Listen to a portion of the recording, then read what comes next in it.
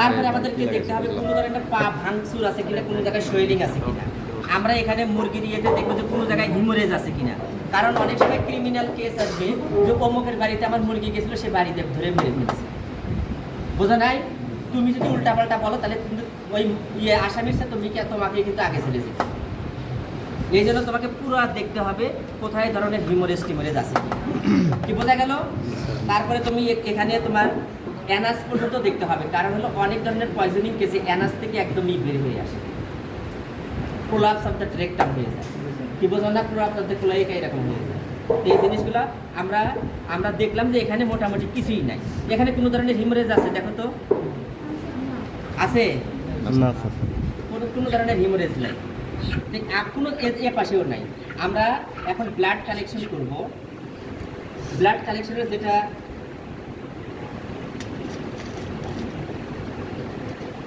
এটা দেখে অনেক সময় খোলা অবস্থা থাকে, এইভাবে তুমি টাইট করে নিলে, দেখছো? এভাবে তুমি খুলতে পারো, এভাবে দিয়ে এই যে টাইট হয়ে গেল, এভাবে করতে পারো। এখন তোমাদের যেটা সিরিঞ্জ ধরার নিয়ম, যখন তুমি কোনো ছোট অ্যানিমাল বা ইয়ের থেকে, গরুর থেকে বা ছাগলের থেকে তুমি ব্লাড কালেকশন করবা, একবার তুমি ঢুকাইলা, তারপরে তুমি এইভাবে মানুষের মতন আস্তে আস্তে টেনে দিবা, এই টাইম তুমি পাবা। কি বোঝা নাই কথাটা? তোমাকে ধরতে হবে এই যে 4 আঙ্গুলের, দেখো, দেখছো? এইভাবে ধরলা, এইভাবে তুমি ধরলা, একটা আঙ্গুল তুমি এই পাশে দিতে পারো, এটাও দিতে পারো, দেখো এই আঙ্গুল দিয়ে আমি পিস্টন টান দেবো, দেখছো? টান দিছি, দেখছো? দেখছো আমি টান দিছি, মানে এভাবে আমি ঢুকাইলাম, ঢুকানোর সাথে সাথে আমি টাইম না পাওয়ার আগে আমি কিন্তু টানে দিয়ে ফেলছি, দেখছো? দেখো পিস্টন বের হয়েছে কিনা, দেখো আমি কি 2 হাতে টানতেছি, এইভাবে একটা আঙ্গুল দিয়ে তোমাকে এই কাজটা করতে হবে। হ্যাঁ, ওখানে তো শক্তি লাগে স্যার। কোনটায় শক্তি লাগে? যখন টান এই এমন শক্তি লাগে মনে হয় 1 মণ বস্তা তো টানে দিতে, তাই না? তো জীবনে তো কোনোদিন সিরিজটা হাত দেওয়া নাই, বুঝবা কিভাবে জোর লাগে? এটা তো নতুন সিরিজ, কিভাবে জোর লাগবে বলো? দেখো তো জোর লাগে, অটোমেটিক পিছনের দিকে প্রেস করে। হ্যাঁ, তোমাকে করে রাখতে হবে যে কোনো, তাহলে ডিসপ্লেসমেন্ট হয়ে যাবে। ডিসপ্লেসমেন্ট হলে কিন্তু তখন আর ব্লাড নিতে পারবে না।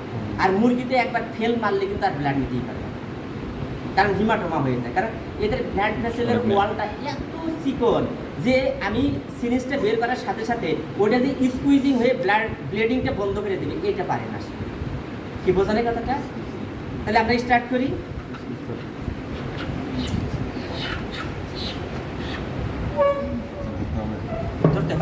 ধরতে হবে না। তোমার যদি মুরগি যদি ধরা লাগে তাহলে তো গরুকে কয়জনে ধরা লাগে বলো?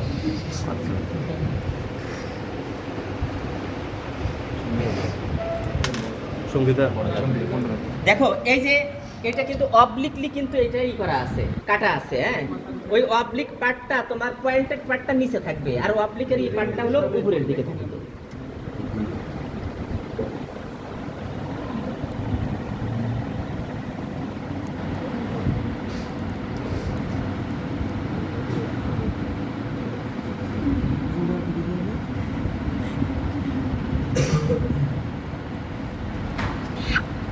দেখো আসছে না? এখন যদি তুমি মনে করো যে আমি এই ব্লাডটাকে সিরাম কালেকশন করব, তখন তোমাকে 45 ডিগ্রি অ্যাঙ্গেলে এটা রেখে দিতে হবে। কিসের জন্য রেখে দিতে হবে বলো? সিরাম কালেকশনের জন্য। এই তোমরা মনে করো আমি তোমাদেরকে শেষের দিকে এটা সিরাম কালেকশনটা দেখাবো।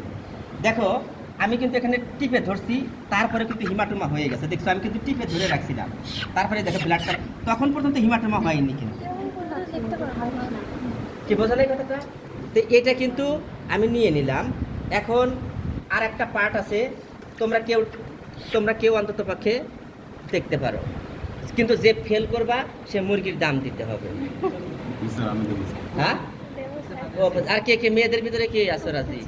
মুরগির দাম দিবা, টাকা বের করো, বাকিতে কোনো কিছু হবে না। আচ্ছা